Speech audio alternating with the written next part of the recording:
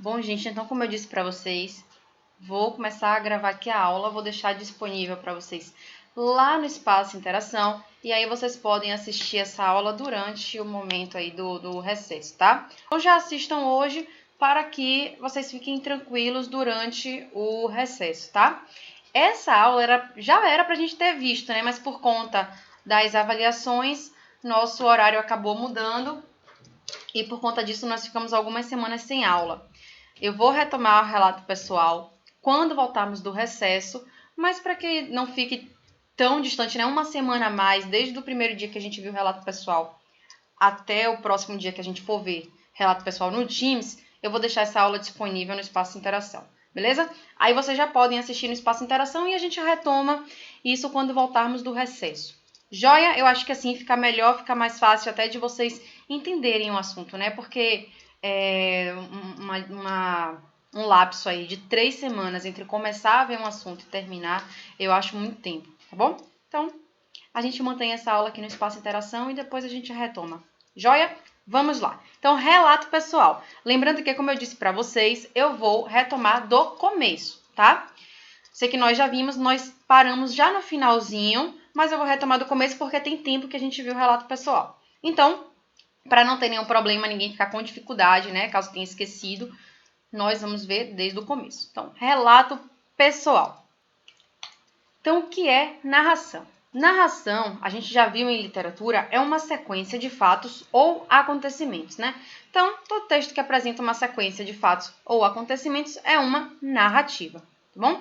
Essa narrativa, ela pode ser em primeira ou em terceira pessoa, para ser um texto narrativo. Se ela acontece em primeira pessoa e com verbos no pretérito, isto é, no passado, nós temos um relato pessoal. Então, o relato pessoal é uma narrativa, tá? Um texto narrativo em primeira pessoa, escrito no passado. Sendo assim, nós temos aqui, ó, o relato de experiências vividas. Essas experiências, elas são pessoais. Então, veja bem, o relato pessoal é uma narração, né? Uma sequência de fatos ou acontecimentos pessoais, e esses acontecimentos pessoais vão ser relatados, né? Essas experiências vividas pessoais, elas serão relatadas. Então, elas acontecem no passado e acontecem em primeira, elas são narradas em primeira pessoa, beleza? Bom, a narração, né, melhor dizendo, o relato pessoal possui elementos básicos de um texto narrativo. O relato pessoal é um gênero textual que apresenta uma tipologia narrativa. Não só necessariamente a narrativa, mas predomina a narrativa. Então, ele possui, claro, elementos básicos de um texto narrativo, como a sequência de fatos, né, que nós já falamos. Pessoas, então os personagens, né? Tempo, ele é marcado, o espaço também é definido. Tudo isso aparece nos textos que possuem uma tipologia narrativa, tá? Com o relato pessoal não vai ser diferente. Afinal, predomina no relato pessoal a tipologia narrativa. Nós já vimos na aula sobre tipologias e gêneros textuais que não necessariamente um texto só vai apresentar uma tipologia. Ele pode apresentar várias tipologias. No entanto, vai ter uma que vai sobressair, né? Tem uma que vai predominar. No caso do relato pessoal, o que vai predominar a tipologia narrativa, certo? Bom, a diferença entre o relato pessoal e os textos narrativos vai se dar a partir de alguns fatores. Vamos lá. Se o relato pessoal tem uma tipologia predominantemente narrativa, o que vai diferenciar relato pessoal dos outros textos narrativos? Primeiro, tempo verbal. Veja bem, nós estamos falando de experiências pessoais que já foram vividas. Então, o tempo verbal no relato pessoal é sempre no pretérito. Ele pode aparecer em alguns momentos do texto um tempo no futuro, tá? Sobretudo se referindo a previsões futuras ou mudanças futuras, mas vai aparecer em poucas partes do texto e não vai predominar. A linguagem, a narração, melhor dizendo, ela será no passado. Pode aparecer ali alguma coisa no presente e no futuro? Pode, mas não é o que predomina. O que predomina é a linguagem no passado, são experiências vividas anteriormente, tá? Experiências pessoais. tem que ser factível, direto. O que é ser factível? Ser factível é ser plausível de acontecer na vida real. Um texto narrativo, simplesmente narrativo, que não seja um relato pessoal, pode ser, por exemplo, uma fábula, né? Você fazer uma narração ali de uma fábula, pode ser um romance que não necessariamente seja factível na realidade, pode ser uma crônica, pode ser, enfim, gente, podem ser várias coisas. Mas o relato pessoal, ele precisa ser factível. Então, ele não pode ser uma fábula, por exemplo. Porque uma fábula, a gente tem ali os animais, né, que falam e que, no final das contas, querem dar uma lição de moral, tá bom? Então, na narração do relato pessoal, a gente não vai ter essas histórias que não são factíveis, tá? São sempre factíveis, até porque está se referindo a experiências pessoais vividas, certo? Nós já falamos sobre isso. Então, a gente não vai ter aqui, por exemplo, fadas, unicórnios, né? Coisas imaginárias. São apenas experiências reais, vividas, vivenciadas por alguém. E ele é direto. O relato pessoal, ele costuma ser direto, costuma ser rápido, tá? Ele não demora muito ali, não fica enrolando, como nos romances, por exemplo. Então, era um dia, uma bela manhã, e o sol estava a pino, e por entre as folhas um raio de luz. Não, ele costuma ter uma linguagem mais direta, diferentemente aí dos romances, por exemplo. O foco aqui são as ações e não o sentimento. Então, ele está mais interessado em narrar as ações, os acontecimentos, do que de fato permear ali os sentimentos dos personagens ou dele próprio, tá certo? A intenção aqui é mostrar, apresentar essas ações. Joia? Bom, a narração, melhor dizendo, o relato pessoal, ele surge da necessidade humana de compartilhar os fatos decorrentes das experiências vividas. Então, a gente gosta de contar, né? Às vezes a gente passa por uma situação engraçada, uma situação cômica, uma situação difícil, e a gente gosta de contar para as pessoas, né? Hoje no colégio eu fiz isso, isso, aquilo. Hoje em casa, hoje assisti um filme assim, assim, assado e comi uma pipoca que estava assim, assim. E a gente gosta de contar, de compartilhar essas experiências vividas. Percebam que o relato pessoal, ele não precisa ser apenas formal, né? Ele não precisa apenas aparecer em contextos específicos, né? Eu tô aqui falando, hoje eu assisti um filme, eu tava aqui em casa sem fazer nada e resolvi parar para assistir um filme muito legal, e depois eu fui jogar, eu tava um pouco entediada, eu tava sem saber o que fazer, assim. Então a gente consegue apresentar diversos tipos de experiências, desde que elas sejam pessoais e em primeira pessoa. O relato pessoal, ele pode estar integrado a outros gêneros. Então, por exemplo, reportagens, notícias, boletins de ocorrência, ok? Percebam que esses gêneros, eles são todos factíveis também, né? Então, as reportagens, as notícias, os boletins de ocorrência. Então, foi assaltado, né? Aí vai lá em uma delegacia para poder fazer o BO, né? O boletim de ocorrência. E lá vai narrar o que aconteceu. Claro que a gente também, aqui a gente está falando do relato pessoal, que é aquele em primeira pessoa, mas ele também pode aparecer em terceira pessoa, sobretudo nas reportagens, nas notícias e no boletim de ocorrência, tá bom? Então, o relato pessoal, ele pode estar integrado sim a outros gêneros textuais e ele pode ser tanto pessoal quanto apenas um relato de um observador, certo? Então, a gente tem essas possibilidades.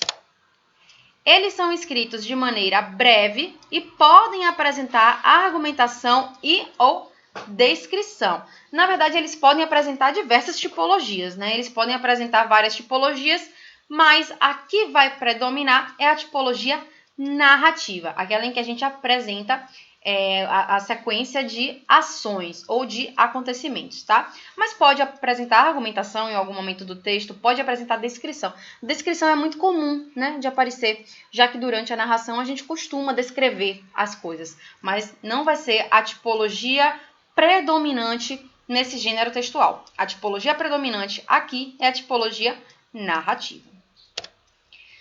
No entanto, a argumentação e nem a descrição podem ser predominantes no texto. Aqui no texto não há defesa de ponto de vista. Isso aqui está se referindo à tese.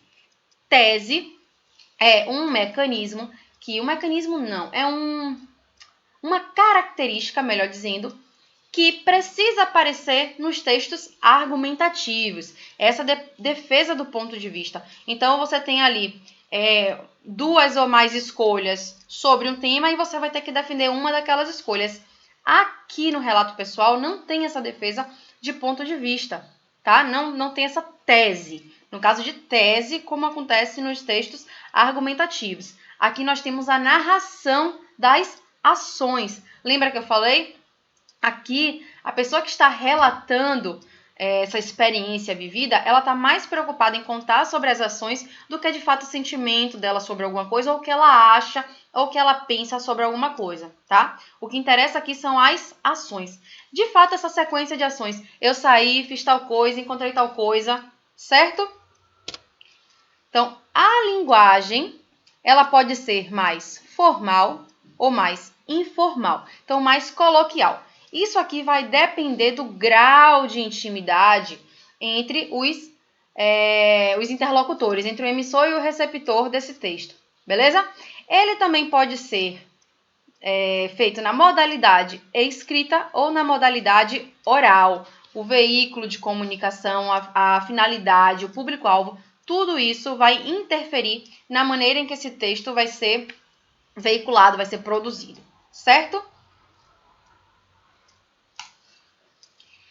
Nós também, na linguagem, temos aqui a presença de uma linguagem que pode ser mais subjetiva ou mais objetiva. Mas, no geral, o que predomina é uma linguagem objetiva, tá? A linguagem subjetiva, ela pode aparecer, mas ela não vai predominar. Lembrem-se que o relato pessoal, ele tende a ser mais direto, né? A ser mais breve, mais conciso. Outras coisas que aparecem com relação à linguagem que aparecem bastante são os pronomes, né? Sobretudo os pronomes de primeira pessoa. Então, eu, me, né? Eles vão aparecer bastante, já que a gente está se referindo à experiência pessoal vivida por alguém. E os verbos no pretérito. Então, gente, nós podemos ter, não se esqueçam, né, que na nossa língua portuguesa, o nosso verbo ele já traz uma informação de pronome de tempo. Então, a gente pode ter coisas do tipo fiz, busquei, caminhei, saí, tá certo? E aí a gente já tem implícito o nosso pronome e o tempo verbal, né? Eu e o passado, no pretérito, beleza? Então, a gente tem aqui esses elementos predominando no texto e uma linguagem objetiva também que predomina, apesar da subjetiva poder aparecer. Mas, mais uma vez, como eu disse, não é prioridade no relato pessoal apresentar sentimentos e pensamentos daquela pessoa que está narrando suas experiências vividas. A intenção é apresentar a ação, certo? Então, olha só, apesar de predominar o verbo no pretérito, que é o passado, pode ocorrer também os verbos no presente e no futuro, sobretudo se tratando de perspectivas futuras, fator muito comum nesses textos. Então, olha, eles podem acontecer, mas eles não predominam. Lembra na nossa primeira aula sobre relato pessoal, que eu dei até um exemplo para vocês, eu falei assim, ontem o dia estava muito bonito, o sol estava brilhando muito e eu resolvi ir com a minha mãe para a orla passear. Aí chegou lá na orla, um policial brigou com a gente porque, teoricamente, estamos em quarentena e a gente não podia sair de casa. Então, nós voltamos para casa e não vamos mais sair da orla, ou sair para passear na orla. Lembra que a gente falou sobre... Era mais ou menos esse exemplo, né? Então, olha só nesse exemplo o que é que eu tenho. Ontem estava um sol muito bonito. Olha o que eu tô falando, tô descrevendo o dia, mas eu continuo narrando minha ação, né? Ontem tava um sol muito bonito, eu fui passear na orla com a minha mãe, tô narrando. Chegou lá na orla, eu encontrei um guarda, e o guarda mandou a gente voltar para casa, porque teoricamente a gente tá em quarentena e não pode sair de casa. A partir daí eu não vou mais furar a quarentena, eu vou ficar em casa. Ó, quando eu falo a partir daí eu não vou mais furar a quarentena, é uma perspectiva futura de que eu não vou mais voltar a fazer o que eu estava fazendo. Mas perceba que o meu relato se passa no passado. Ontem, quando eu resolvi ir passear na orla com minha mãe. Entenderam? Então, olha quanta coisa a gente tem nesse exemplo. Nós temos uma tipologia que predomina na narrativa, uma tipologia predominantemente narrativa. Então, ontem eu saí com a minha mãe, estava um dia lindo e eu fui na orla. E lá na orla eu encontrei um policial e o policial brigou com a gente, mandou voltar para casa. Percebe? Sequência de fatos ou acontecimentos. Eu tenho também, em um momento do texto, uma tipologia descritiva, então estava um dia lindo, o sol estava brilhando. E eu tenho os verbos, a maioria no passado, né? Fui passear na orla, encontrei um policial, o policial brigou com a gente, mas eu tenho lá no finalzinho um verbo também no futuro. A partir daí eu não vou mais sair de casa na quarentena, né? Uma perspectiva futura. Não sairei de casa mais na quarentena, beleza? Então, esses verbos no presente, em poucos momentos ali do texto, no presente não, gente, no futuro, perdão. Eles são comuns de acontecer, né, no relato pessoal, mas eles acontecem nesses momentos bem específicos mesmo. Eles não são predominantes, certo? Bom, quais são as características, então, que nós temos que apresentar durante um relato pessoal? Para que um relato pessoal seja configurado como relato pessoal, o gênero, né? O gênero relato pessoal, o que ele precisa apresentar? Primeiro, narrador. A gente precisa ter um narrador, tá bom? Para falar, a gente precisa ter um ralador. A gente precisa ter um narrador. Esse narrador, ele será, no relato pessoal, um narrador em primeira pessoa. Então, eu, certo? Narrador em primeira pessoa. Porque nós estamos nos referindo a um relato pessoal. No entanto, nós não temos só relato pessoal no mundo. Nós temos também o relato. O relato, se não for necessariamente pessoal, se ele não for em terceira pessoa, ele pode sim trazer uma terceira pessoa. E aí, por exemplo, nós temos os relatos jornalísticos, que estão ali, sobretudo em outros gêneros textuais, como a reportagem, né, as notícias, os boletins de ocorrência. Então, nós temos também o relato em terceira pessoa, só que ele não é pessoal. O relato pessoal, ele é feito em primeira pessoa, tá? Sempre em primeira pessoa. O que mais que nós precisamos para caracterizar um relato pessoal como um relato pessoal? Um emissor e um receptor. Óbvio, né, gente? Já que ali no relato nós temos um narrador que está contando sua experiência vivida para outrem. Então, nós precisamos ter esse narrador, que é esse emissor da mensagem, e o receptor, que vai ouvir ou ler aquele texto, tá? Aquele relato pessoal. Bom, outra característica que precisa aparecer no relato pessoal para que o relato pessoal cumpra essas características obrigatórias do gênero relato pessoal são os fatos e acontecimentos. Claro, isso até porque o relato pessoal é um texto narrativo e a própria narração é essa sequência de fatos ou acontecimentos, certo? Então, os fatos e acontecimentos precisam aparecer no relato pessoal. Além disso, esses fatos e acontecimentos, eles precisam ser fundamentados em experiências pessoais. Então, eles não podem ser uma experiência de uma terceira pessoa. Eles precisam ser experiência pessoal daquela primeira pessoa que está narrando o relato pessoal, tá bom? Então, fatos e acontecimentos com base em experiências pessoais. Joia? Bom, vamos ver aqui agora quais são as características, melhor dizendo, por que esse texto ele predomina a tipologia narrativa. Veja bem, nos relatos pessoais nós temos transmissão de um acontecimento ou uma situação. Então, aconteceu alguma coisa na minha vida e eu senti necessidade de passar isso para outras pessoas, para outrem. Então, olha como eu estava dizendo. Ontem fez um dia lindo e o sol estava brilhando demais, o mar estava bem azul e eu resolvi passear na orla com minha mãe. Lá na orla, nós encontramos um policial que brigou com a gente e mandou a gente voltar para casa porque a gente não devia furar a quarentena. A partir daí, a gente não vai mais sair de casa durante esse período, beleza? Então, eu tô contando aqui para vocês, minha intenção é dizer, se furar a quarentena, vai vir um policial aí que vai brigar com vocês. Então, para não arranjar confusão, não arranjar treta, fica em casa, tá? Então, eu estou transmitindo esse acontecimento, essa situação que ocorreu comigo. E a partir disso eu estou fazendo uma sequência de ação.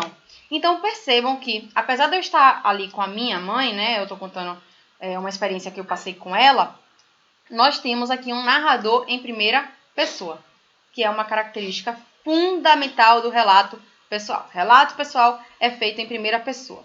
Vocês podem fazer um relato em terceira pessoa, mas aí ele não será pessoal, certo? Então, a narração de uma sequência e as suas consequências, né? Não é só a ação. Então, ontem eu fui passear na orla. Acabou. Não estou falando as consequências de ter passeado na orla. Não estou trazendo mais nada. Eu só disse que eu fui passear na orla. Eu não tenho aí um relato pessoal, né? Eu tenho só uma frase dizendo o que é que eu fiz ontem. Mas eu não tenho as consequências de ter ido passear na orla ontem, tá? Então, nós temos aqui uma narração de forma breve. As narrações, elas costumam aparecer de forma breve, tá? As consequências disso pode ser uma reflexão, uma moral, um desdobramento. Então, eu fui passear na orla e aí encontrei um policial. Ó, o desdobramento, o policial gritou comigo, tá? Eu fui passear na orla, encontrei um policial e eu resolvi que eu não vou mais furar a quarentena. Ó, a minha reflexão. Então, a consequência, quando a gente fala da narração de sequência e suas consequências, nós estamos nos referindo a esses resultados causados pela sequência da ação, certo? Na narração, o narrador, né, melhor dizendo, no relato pessoal, o narrador é o protagonista da história. Ele é quem vai aparecer mais. Ele é quem vai estar ali no centro daquela experiência, daquela vivência, tá bom? É a experiência dele, é a experiência pessoal daquele narrador, daquela pessoa. Então, nós temos aqui a predominância de verbos e pronomes em primeira pessoa. Então, eu, me, certo? Predomínio de períodos curtos, que é uma marca de oralidade. Afinal, essa narração, o relato pessoal, ela surge da oralidade, né? Dessa necessidade humana de compartilhar experiências vividas. Nós falamos isso no começo aqui da aula, certo? Então, é uma marca de oralidade e não é um gênero fantasioso, né? Tem que ser um gênero, tem que ser uma história factível. Então, ó, proibido aqui, ó, fadinhas. Proibido qualquer coisa que não seja, que não tenha verossimilhança com a realidade, tá? Que não seja verossímil. Então, nada de trazer fábulas, enfim, criar histórias fantasiosas que não possam ser vividas de verdade, tá bom? Vamos lá.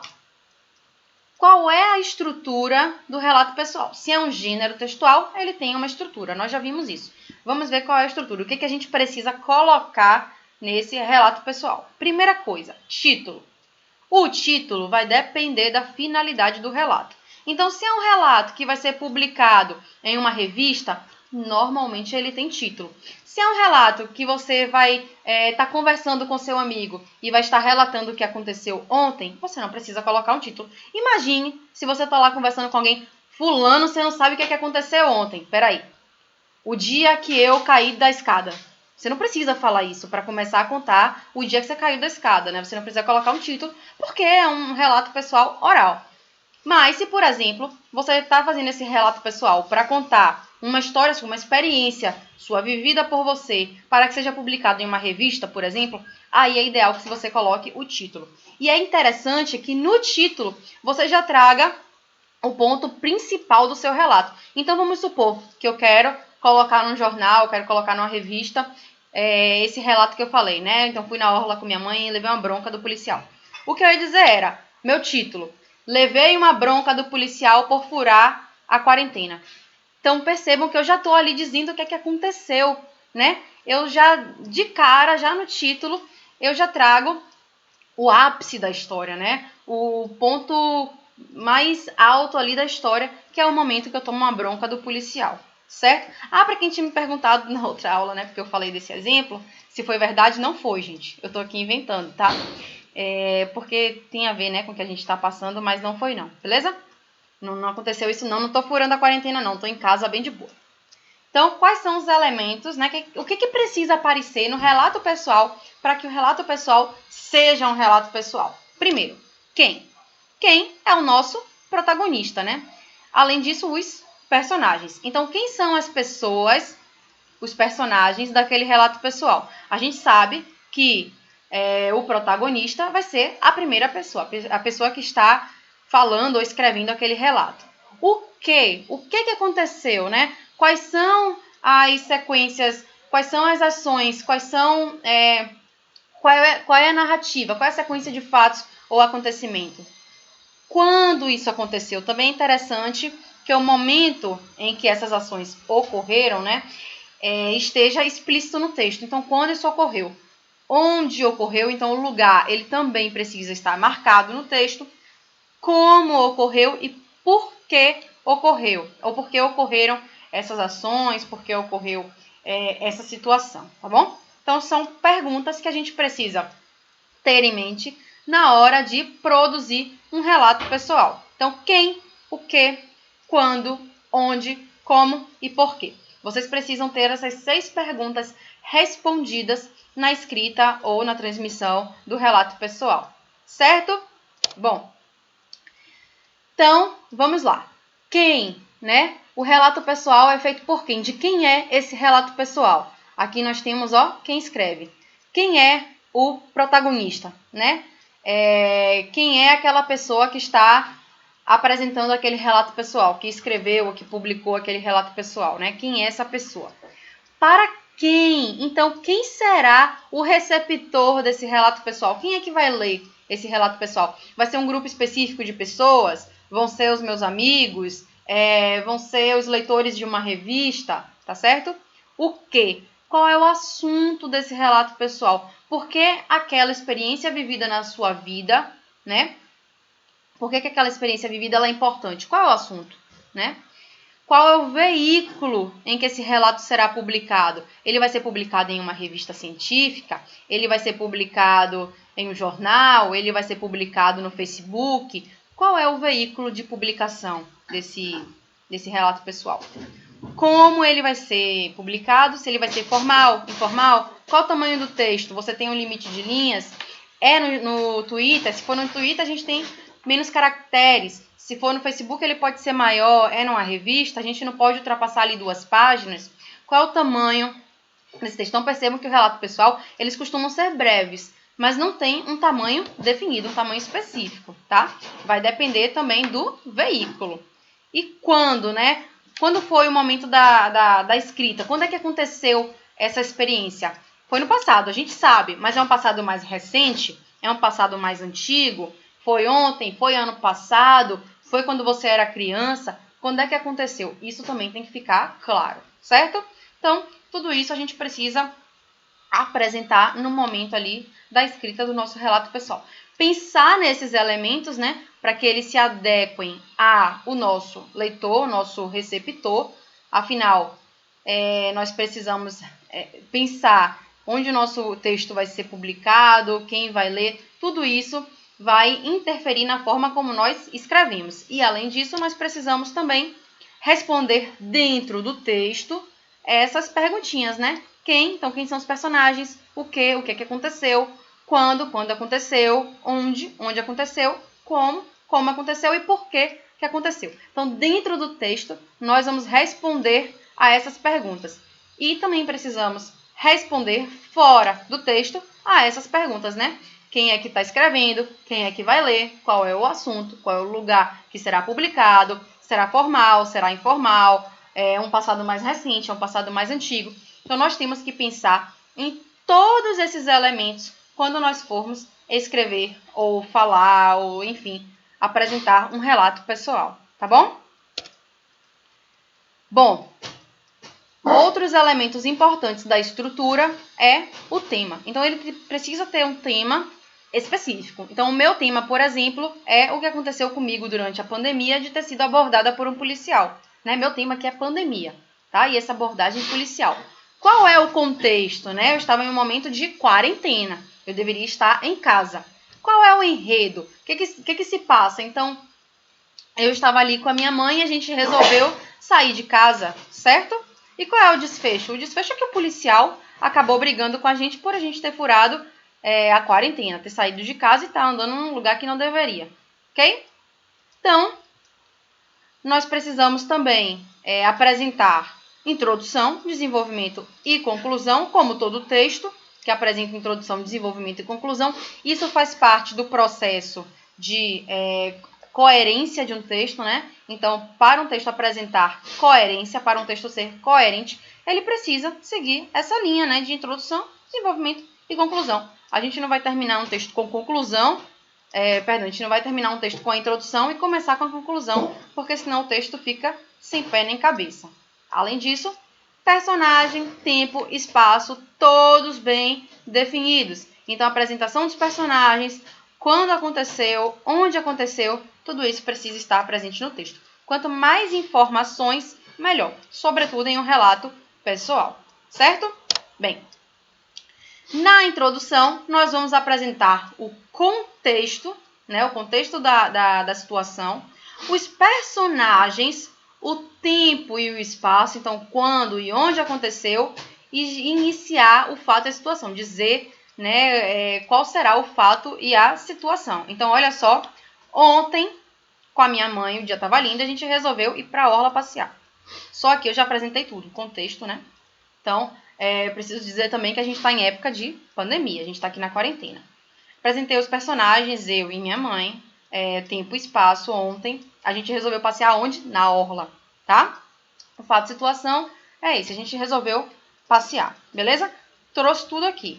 No desenvolvimento, nós vamos apresentar a construção da trama, isso é, a sequência de ações. Então, nós resolvemos passear, o dia estava lindo, o sol estava muito bonito, era uma tarde maravilhosa e a gente resolveu caminhar na orla. Perceba, a gente está, eu estou aqui construindo a minha trama. Lá na orla a gente encontrou um policial que gritou com a gente e mandou a gente voltar para casa. Então, estou aqui construindo minha trama, minha sequência de ação. E na conclusão, eu vou trazer a minha reflexão, as consequências ou desdobramentos.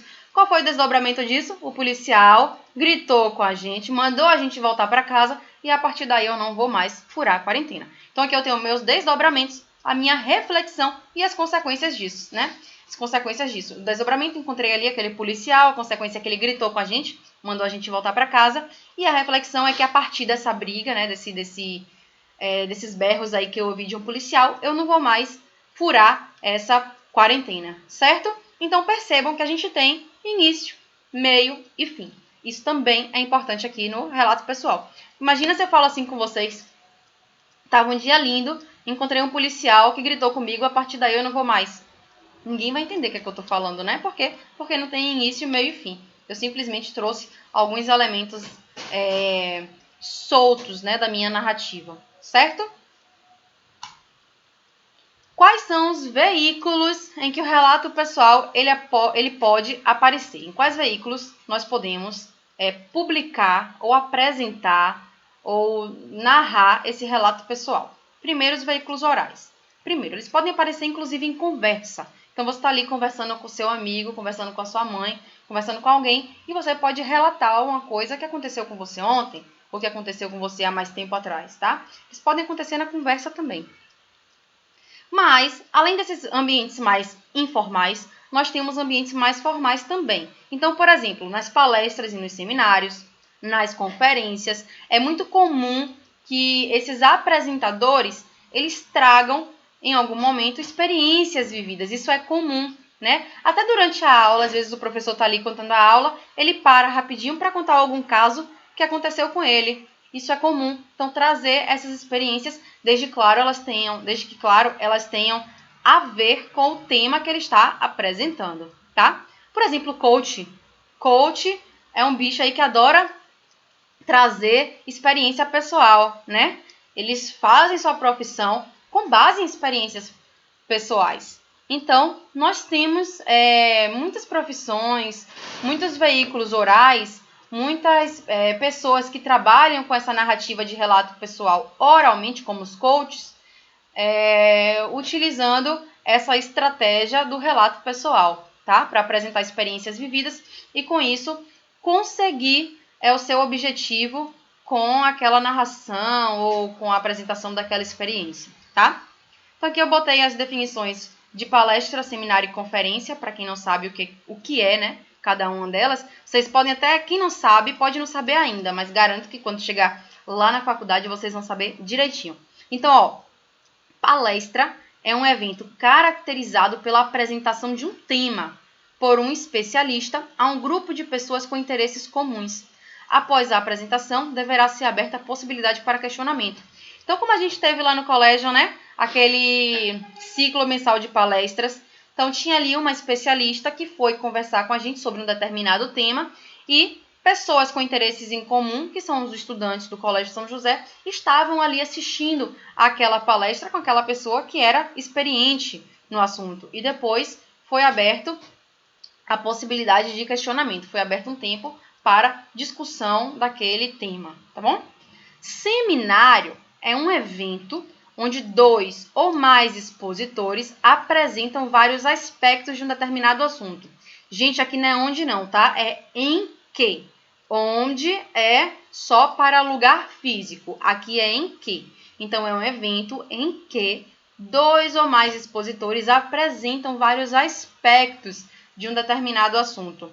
É uma sequência concentrada de atividades com fim específico de desenvolver capacidades, conhecimento e aprendizagem por meio do trabalho. Então, quando nós temos 2 ou mais expositores, né, de vários aspectos de um determinado assunto, nós temos um seminário, tá? Por isso que quando a gente faz ali um trabalho em equipe, né, no colégio a gente fala seminário. Então, seminário em grupo, aí um monte de pessoa pega um assunto e cada um fica com um elemento específico daquele assunto para falar ali na frente. Por isso que o nome é seminário, tá? Conferência é uma das formas de reunião informativa que se caracteriza pela exposição feita por autoridade em determinado assunto para grande número de pessoas. Por exemplo, os coaches. Então, os coaches estão ali na frente, eles fazem essas conferências para diversas pessoas, né? Para centenas de pessoas, às vezes até milhares de pessoas. E as pessoas pagam muito caro por isso.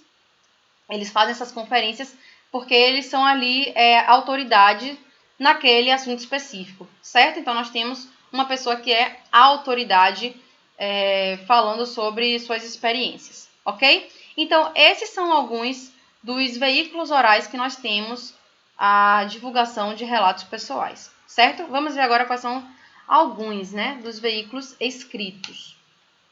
Jornais e revistas, e aí é que nós podemos ter tanto relato pessoal quanto o relato em terceira pessoa de um narrador observador, tá bom? Podemos ver também relato pessoal em livros ou em sites. Enfim, o relato pessoal ele pode aparecer, ele pode estar dentro de diversos outros gêneros textuais, ok? Vamos ver aqui alguns exemplos de relato pessoal. Esse de Marta Cavalcante Pop, uma artista plástica, eu trouxe tanto o relato que ela apresenta de maneira escrita, quanto o vídeo, em que ela também traz o relato pessoal da vida dela. Vamos lá. Meu nome é Marta Cavalcante Pop, nome de casada. Eu nasci no dia 16 de abril de 1940, no Rio de Janeiro. Meus pais se chamam Carmen Cordeiro, de Pernambuco, e Fernando de Lima Cavalcante, também de Pernambuco. Minha família toda é de Pernambuco. Eu é que nasci aqui por acaso. A família de minha mãe é de Pernambuco, mas ela tinha origens mais ancestrais, cearenses, mas a família toda era de Pernambuco. E do meu pai, o meu pai era de uma família de usineiros pernambucanos, e eles, quando vieram aqui para o Rio, quando saíram de Recife, vieram para o Rio para tentar uma nova vida. Gente, percebam aqui as marcas de oralidade, né? Isso aqui é a transcrição de um relato pessoal falado da Marta Pope. Então, percebam que aqui a gente tem a marca de oralidade. Ó. Quando saíram do Recife, vieram para o Rio tentar uma vida nova. Isso é marca de oralidade, tá? Nunca tive um contato com meus avós, por causa das idades. Minha relação era muito íntima, muito ligada aos meus pais. E quando eu fiz mais ou menos 8 anos, desde 6 anos de idade, que maior prazer sempre foi desenhar, eu comecei a aprender a pintar com uma pintora impressionista brasileira chamada Georgina de Albuquerque. Quando eu fiz 17 anos é que eu fiquei interessada em fazer a Belas Artes e sempre tive muito apoio dos pais em relação a isso. Ó, percebam, marca de oralidade. Quando eu fiz 17 anos é que eu fiquei interessada em fazer Belas Artes, marca de oralidade. Ela não escreveu esse relato pessoal. Isso aqui, pegaram o relato dela, que ela estava falando, e transcreveram para escrita. Por isso que a gente tem essa forma de escrita que às vezes parece que está estranha, né? Porque, na verdade, ela estava falando, certo? Então, meu pai era um desenhista, desenhava muito bem. A minha mãe, ela bordava, costurava e também tinha muito talento para o desenho. Eles sempre foram muito ligados a essa parte artística. Percebam, a minha mãe, ela bordava. Esse ela, que a gente chama de pronome resumptivo, ele está retomando minha mãe, que está logo do lado. Nem era necessário trazer esse ela. A minha mãe bordava, era o suficiente. Mas por ser oralidade, nós tendemos a repetir esse pronome. Entenderam? Isso se chama resumptivo. Beleza, gente? Então, aqui nós temos um relato oral que foi transcrito para a escrita. Claro, foi transcrito, certo? Vamos ver agora ela contando esse relato pessoal. Desde 6 anos de idade que meu maior prazer sempre foi desenhar. Quando eu fiz 17 anos é que eu fiquei interessada em fazer a Belas Artes e sempre tive muito apoio dos pais em relação a isso. Quando foi chegando no final da Belas Artes, nos últimos anos, eu comecei a querer trabalhar fora. Aí, eu tinha um tio diplomata que tinha um conhecimento com pessoas dos Correios e disse, não, você vai lá, faz uma prova e entra em contato, faz uma entrevista. E foi assim que eu fiz. Fiz a entrevista, entrei para os Correios em 62 e fiquei até 95. Comecei como desenhista dos Correios na engenharia, onde eu trabalhei 10 anos. Em 71, 72, os Correios estavam implantando um departamento de filatelia, a filatelia era toda assim, os selos eram todos criados e executados na Casa da Moeda. Então, o Correio não participava muito da criação dos selos, né, postais. Então, quando houve essa criação do departamento de filatelia, souberam que eu existia ali na engenharia, que eu era artista plástico e tudo, e eles me chamaram. Foi um mundo novo para mim. Eu passei a ter contato com grandes artistas gráficos maravilhosos, Jean Calvi, enfim, Rui de Oliveira, e artistas plásticos renomados, já como Aloysio Carvão, Juarez Machado, enfim, o que havia de mais crème de la crème na época, das artes plásticas, muitos artistas fizeram selo. Foi maravilhoso. Bom, então aqui é um exemplo de relato pessoal, né? A gente viu um trechinho lá do relato pessoal que foi transcrito, né, da Marta Pope, e aqui o relato pessoal oral da Marta Pope, onde ela mesma ali está contando sua história de vida, né? O momento que ela trabalhou nos Correios até o momento que ela passa a ser a desenhista dos selos. E ela está contando esse momento, essa oportunidade que ela teve, né, nesse trabalho, certo? Mais um exemplo aqui, eu não sei se vocês já viram essa publicação, ela viralizou na internet, né, nas redes sociais, que foi de um médico, ele trouxe esse relato pessoal sobre essa paciente dele, entre ele e essa paciente dele, né? Ele deu um título, que era Deus hoje resolveu me visitar. Ele colocou um título e publicou esse relato nas redes sociais e isso viralizou. Então, Deus hoje resolveu me visitar. O relato emocionante de um médico sobre uma paciente com câncer. Dr. João Carlos Rezende é médico oncologista e trabalha no Hospital de Câncer de Barretos, um dos maiores da América Latina, que recebe pacientes de várias partes do Brasil. Quem já visitou a instituição sabe o quanto a rotina de seus profissionais é corrida, já que o número de atendimentos costuma ser bem alto todos os dias. Quem conhece o hospital também sabe o quanto é doloroso o cotidiano dos pacientes que procuram a instituição para fazer o tratamento contra a doença. Mas, em meio a tanta correria e tanta dor, o Dr. João Carlos tirou um tempo para relatar um encontro que ele teve com Deus. Sim, Deus o visitou disfarçado de paciente. O texto foi publicado no Facebook e está comovendo a internet pelos exemplos de humanidade e fé demonstrados por este médico. Percebam que aqui nós temos uma reportagem. Então, nós temos um relato pessoal dentro de uma reportagem, né? Vamos ver o relato. Semana curta e cansativa, coração agitado, mente no turbilhão. Deus hoje resolveu me visitar. Ele tinha um corpo franzino, rosto marcado pelo sol, mãos com sutil aspereza de quem trabalhou pesado a vida toda e um cheiro de lavanda misturado com as cinzas de um fogão a lenha. Ele falava de um jeito bonito e simples, arrastado e vindo lá do Goiás. Vestia a melhor roupa que tinha, colorida, bem cuidada, mas respingada da sopa que serviram antes da consulta. O sapato de algodão listrado não combinava com a blusa florida. Ah, mas ele era Deus e podia tudo. Seus olhos fugiam dos meus. Como podia Deus se fazer pequeno assim? Logo lembrei que ele sabe muito bem fazer isso. Lembrei que ele foi homem, é pão e será sempre grande.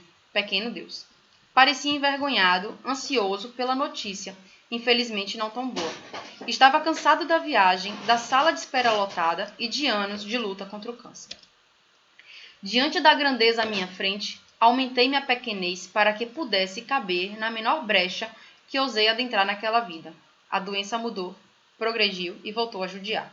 Aquele remédio que tanto cansava e nauseava, aqueles poucos quilos tão frágeis, se faria necessário mais uma vez. Mas, doutor, não diga isso. Seu rosto se entristeceu e quanto me doeu ver Deus sendo gentil ali diante de mim. Dona Socorro, não fica triste. O doutor aqui tem coração mole e pode chorar. Olhou para mim e pude ver o brilho de seus olhos sábios dizendo, vou chorar em casa para o senhor não olhar.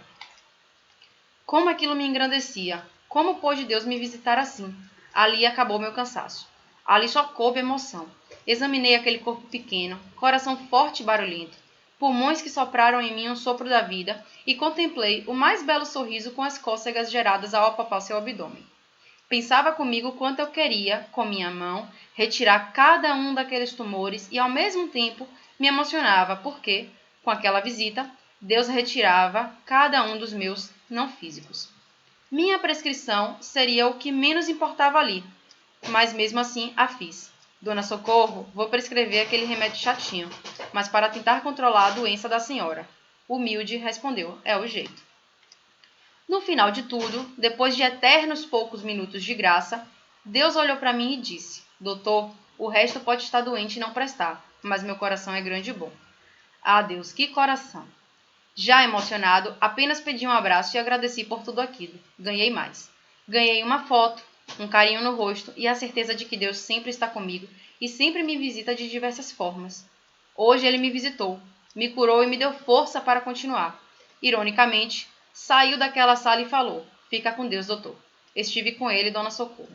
Então aqui tem a foto deles dois. Eu não sei se vocês lembram desse relato. Ele viralizou aí, acho que em 2016, 2017, né? Acho que, se não me engano, ele saiu até naquele programa da Fátima Bernardes. Enfim, ele viralizou bastante e é um exemplo de relato pessoal. Claro que ele traz aí, né, algumas figuras de linguagem no relato, tem uma linguagem mais subjetiva. Como eu falei para vocês, o relato pessoal pode sim apresentar uma linguagem subjetiva, mas ainda é um relato no passado, escrito em primeira pessoa, certo? Que apresenta verbos no pretérito, mas perceba que ele também tem projeções futuras, né, ao longo do texto, certo? Então, a certeza de que Deus sempre está comigo e sempre me visita de diversas formas, ele me curou, me deu força para continuar, tá? Ele traz essas projeções, né, ele traz essas reflexões durante o relato pessoal. Beleza, galera? Mas aqui a gente tem um texto escrito em primeira pessoa que predomina aí o tempo passado. Então, espero que vocês assistam essa aula antes da gente voltar do recesso, tá? Preferencialmente hoje, dia 17/6. Então, tentem assistir a aula. Eu sei que se vocês estão ouvindo isso aqui, com certeza vocês já assistiram, né? Mas a gente retoma com esse assunto quando voltarmos do recesso, tá bom? Um beijo, bom recesso para vocês.